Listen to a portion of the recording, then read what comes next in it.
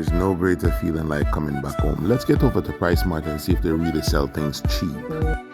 Ladies and gentlemen, boys and girls, we're in PriceSmart, Jamaica, where we're conducting some marketing research.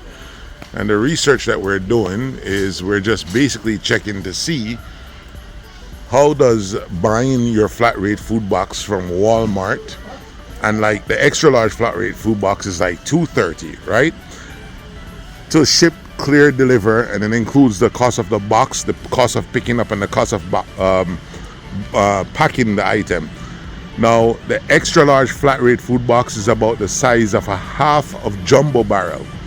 And we're comparing it to see whether buying the items at Walmart, buying the extra large, enough to fit an extra large flat rate food box at Walmart, if it's cheaper or more expensive than coming to PriceSmart. And I'm telling you right now, the jury is in. It's way cheaper to buy a flat rate food box from Walmart, paying the flat rate, having the item picked up, us purchasing the container, us packing it, us shipping it, clearing customs, and delivering it to your doorstep.